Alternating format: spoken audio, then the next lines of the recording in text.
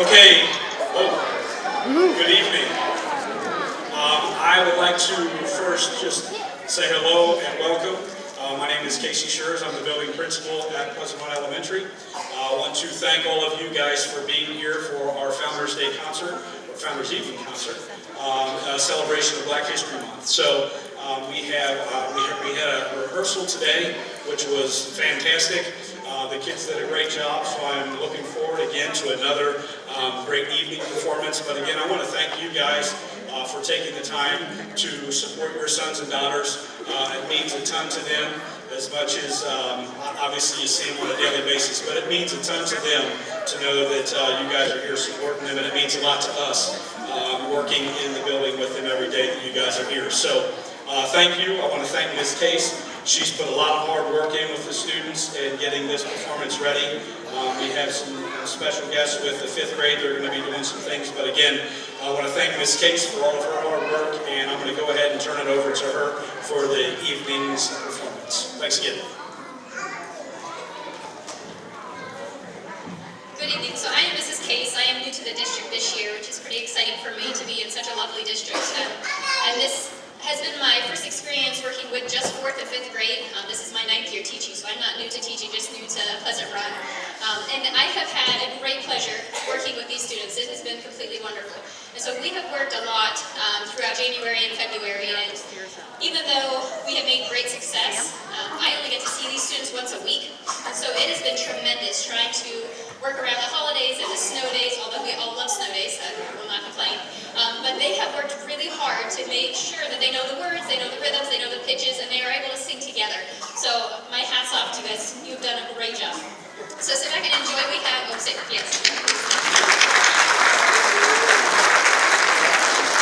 Thank you. We have 4 5th graders that are going to join us tonight. I want to thank Ms. Nichols. She is one of our 5th grade teachers. She helped write the script for this performance. Obviously, Black History Month is very important to our country and to the diversity that we have. So our 5th graders are going to give you little interjections about different things that have happened throughout our history, and they can tell you a little bit more about it, and then our students will sing in between. Thank you. Good evening. Welcome to our presentation. My name is Yame, and this is Clifford, Harmony, and Emma.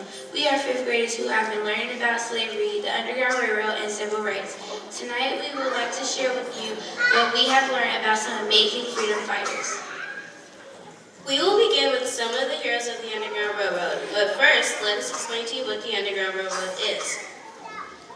The Underground Railroad was a secret route for escaping slaves. Abolitionists helped slaves move from station to station until they reached freedom. Slaves that escaped were extraordinarily brave, willing to risk death in order to gain their freedom. Some of those daring slaves including Henry Box Brown, William Ellen Craft, Robert Small, Frederick Douglass, and of course the one and only Harriet Tubman. Let's start with Henry Box Brown. Many times, slaves were separated from their families. Sadly, this happened to Henry Box Brown. Henry's wife owner sold her and his children and never saw them again. Without his wife and children, Henry was willing to risk it all. With the help of abolitionists, Henry mailed himself in a box. The box was only 3 feet long, 2.5 feet high, and 2 feet wide. Can you imagine being squashed inside a box this small? Henry was in the box for 27 hours straight. Sometimes the box was upside down, so Henry was upside down. Being inside the box was torture, but being in slavery was a greater torture. As you can see, Henry Box Brown was willing to risk death to live a life of freedom. William and Ellen Craft also used a very creative means of escaping slavery. William and Ellen wanted children, but there was no way they wanted to have children born into slavery. They decided to escape. Since Ellen had light skin, they made a plan, and this plan had her disguised as a white slave owner, and William would play the part of her slave. Their method was extremely creative and daring, as they would be hiding in plain sight. Did you know that slaves were not allowed to learn to read or write? Well, this was a problem. Ellen and William knew that Ellen, intending to be a slave owner, would probably be as to White her name. How would she get out of White her name? Well, she created a sling and pretended to have a broken arm. Ellen also had a big challenge of staying in character. This means that she had to act like a slave owner, not a slave. Therefore, when others are talking badly about their slaves or mistreating them, she had to stay quiet and keep her feelings inside. William and Ellen Craft did make it to freedom. They eventually had 6 children, none of which will live a single day as a slave. Next, the fourth graders will sing Swing Love, Sweet Chariot.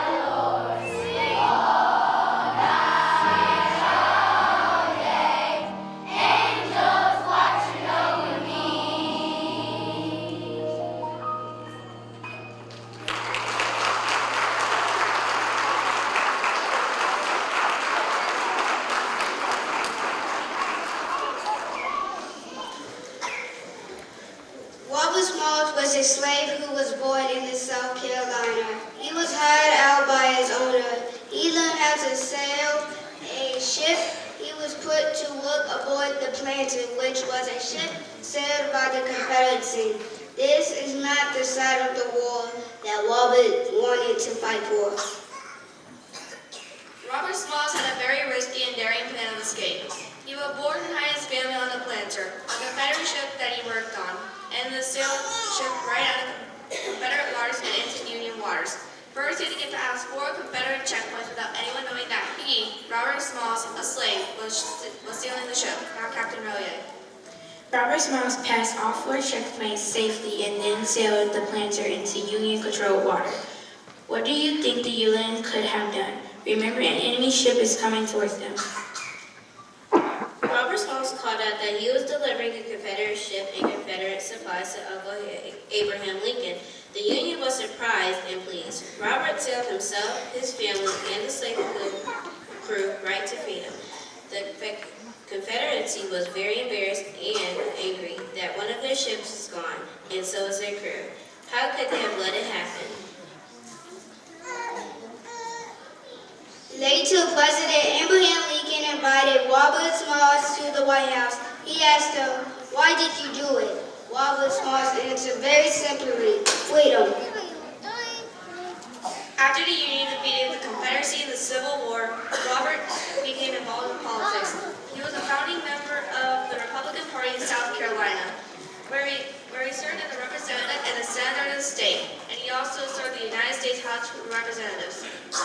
It was not easy fighting for the rights of freed men and freed women. Many white people were angry that the South lost the war and that slaves were free. Robert Smalls gave speeches to defend voting and political rights. He put freedom and equality above all else. Robert Smalls never backed down. He stood up for what was right. Next, we would like to talk about Frederick Douglass, another hero for slavery who was successful escaping slavery. Frederick Douglass was born a slave. He knew who his mother was, but rarely saw her. While living with his owners Hugh and Sophie Odd, Frederick learned the basics of reading from Sophie. When Hugh found out that Sophie was teaching Frederick to read, he told her that it was against the law. And he told Frederick that he would get a whipping if he ever saw him reading again. Instead of encouraging Frederick to stop, Frederick wanted to continue because now he realized that knowledge is power.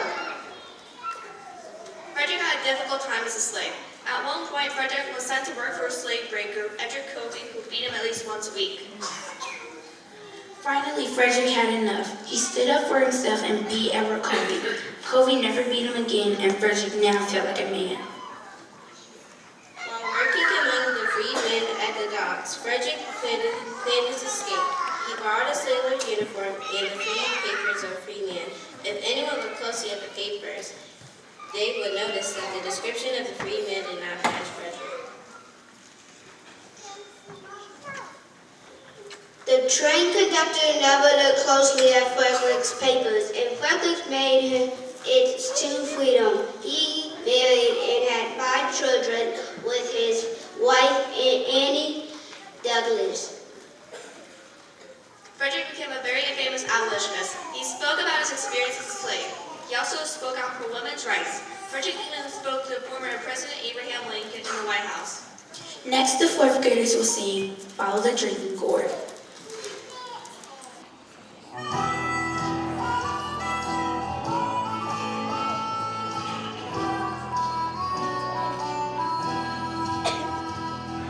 Follow the drinking gourd.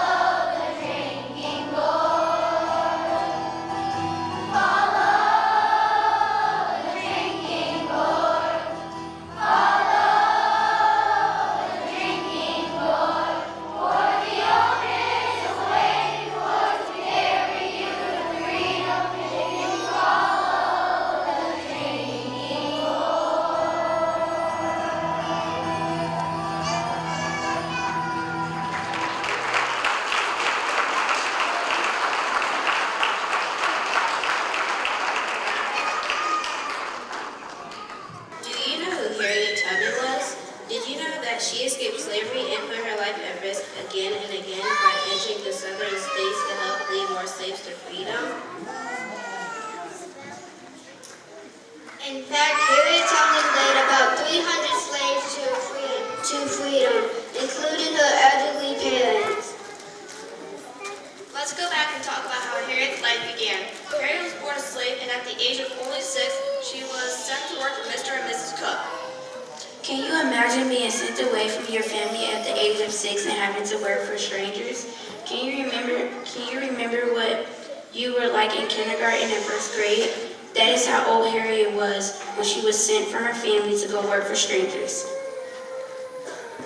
Unfortunately, things only got worse. Harriet was supposed to tend the loom for Mrs. Cook, but Harriet would make mistakes and she would be whipped.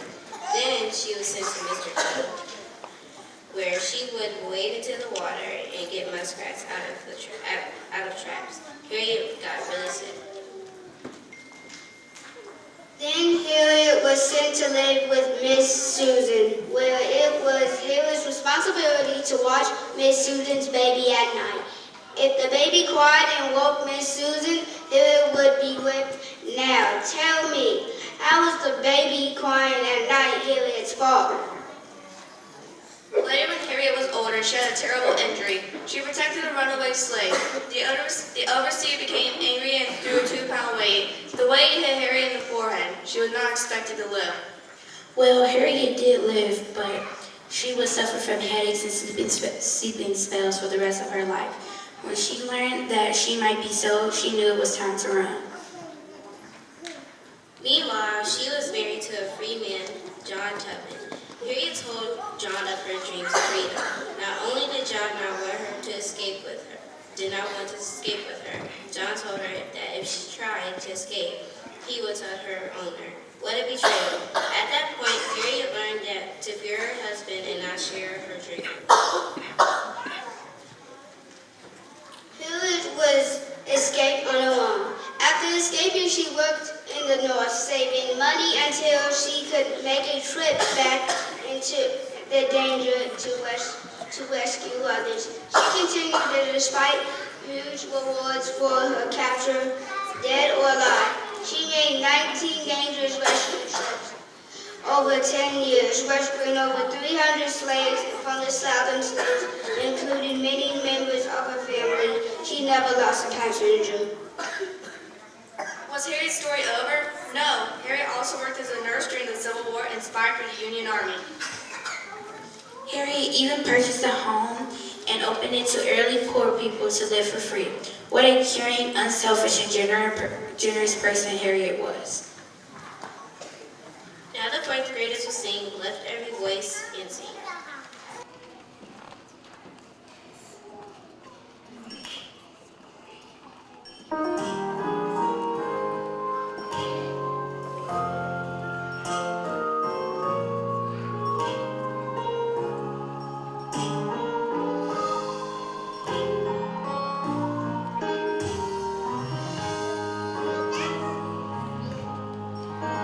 Every voice and sing.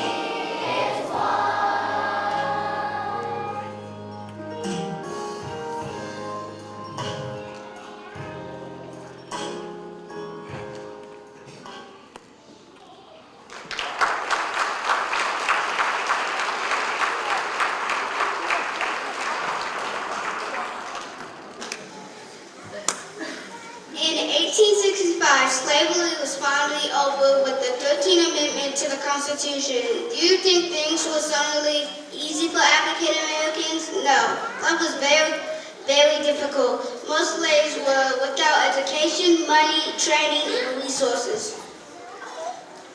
In addition, they suffered terrible injustices and discrimination. Jim Crow laws made segregation illegal.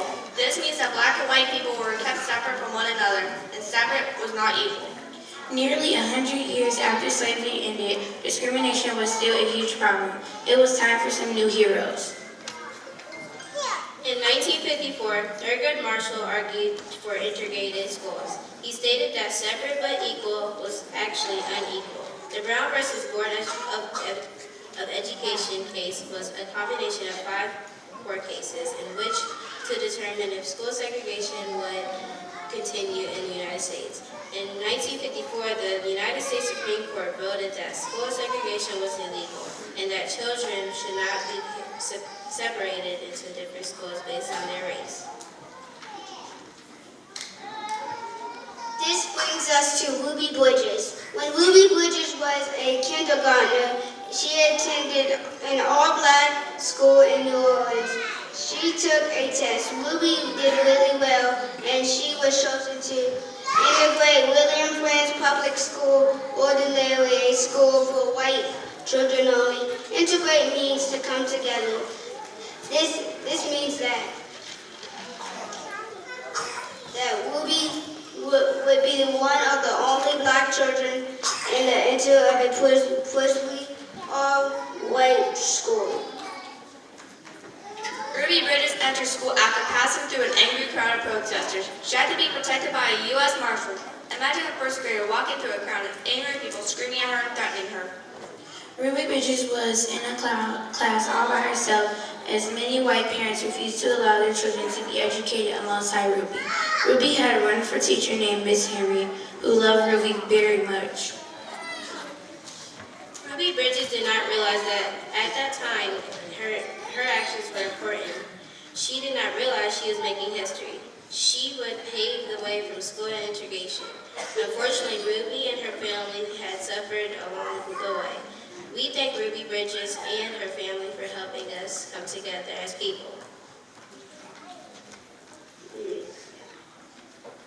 Now enjoy listening to the 4th graders sing This Little Light of Mine.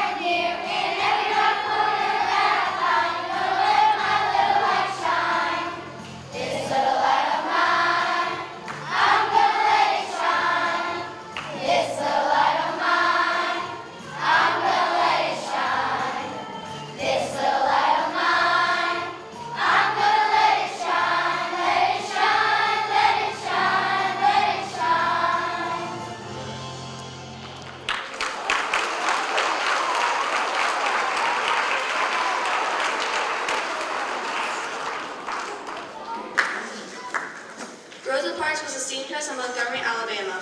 One summer day, Rosa got on a bus to go to work. She took a seat in the first row of the section in the back of the bus that was reserved for black people like Rosa. A short time later, the bus stopped to pick up another passenger. A white person wanted to get on the bus, but there were no more seats at the front of the bus, which was reserved for white people. The driver asked Rosa to move to the back of the bus so that the white person could sit down, but Rosa would not move. Rosa was arrested and went to jail. News of Rosa's refusal to give up her seat spread quickly through Montgomery. Just a few days later, black people across the city stopped riding the bus. This is called a bus boycott. The bus boycott was led by Dr. Martin Luther King Jr., a young minister. Soon Martin Luther King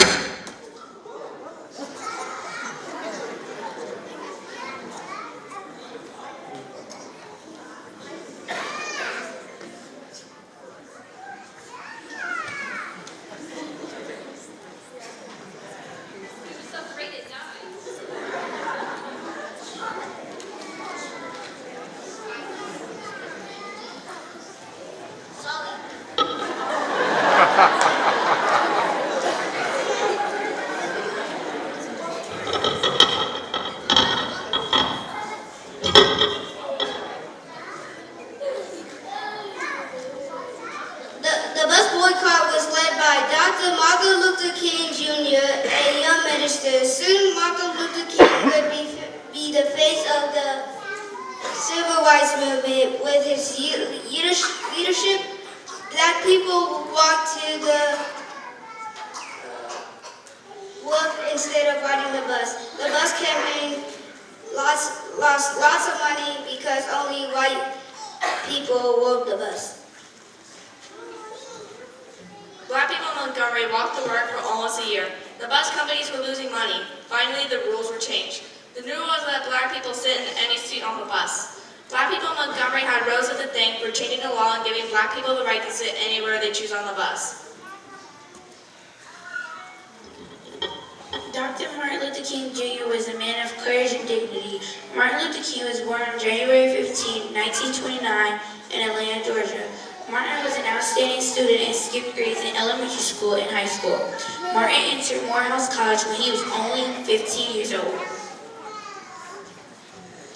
Early in life, Martin wanted to do something to make this world a better place. Martin graduated from college, got married, became a minister, and had 4 children. In 1955, King became the leader of the Montgomery bus boycott.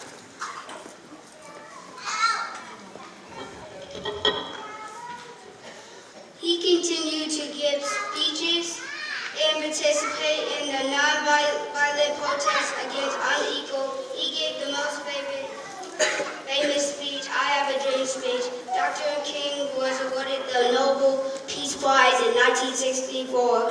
He was killed in 1968. Dear Martin Luther King, if you were still alive today, you will see that segregation is now illegal. We celebrate today in honor of you for stopping segregation. Thank you for stopping segregation in America. Dear Martin Luther King, I am honored by your work. Thank you for making our world a better place. Today we take this moment for you and others that we are so proud of you and what you did and can do. So thank you for making our world a better place. Dear Martin Luther King Jr., thank you for being a courageous person for us. You became an inspiration to all African Americans and whites. Your bravery ended segregation, and you are the reason I get to go to an all-race school.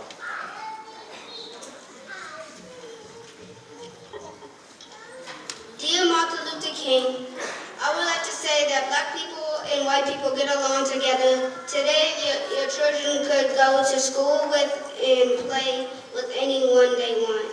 Sincerely, Clifford.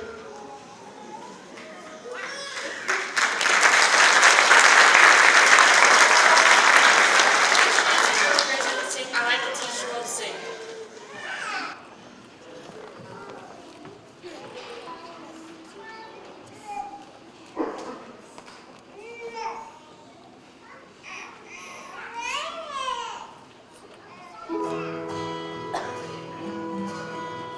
I like to heal the world.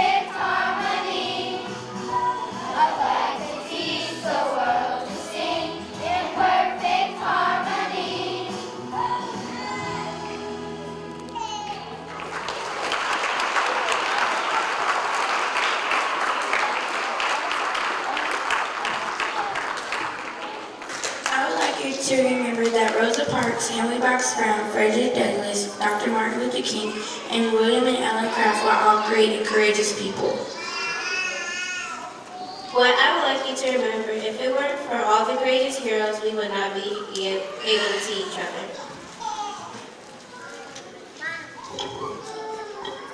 What I would like you to remember is to be kind to others and keep moving forward. What I would like you to remember is without these heroes, we will still be enslaved and have segregation. Thank you for joining us this evening. I hope you enjoyed our presentation.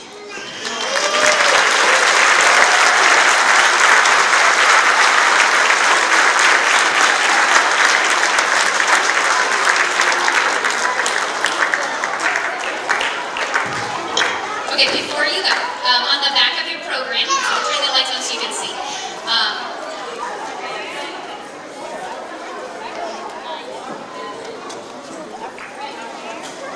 Okay, on the back of your program, I hope you grabbed one, we're going to sing with you that song, I'd like to teach the world to sing, since obviously it seems appropriate for the end of our concert. So we're going to play one more time and you can sing along with us.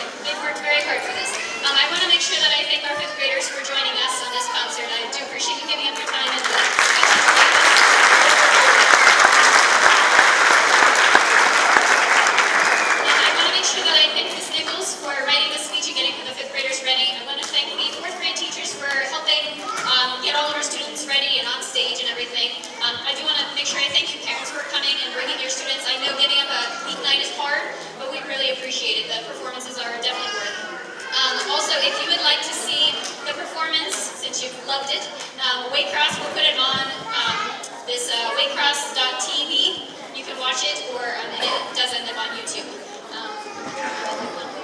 I think that's it. Thank you so much to our principal, Mr. Schurz, who came out, and thanks again for coming. Have a wonderful night.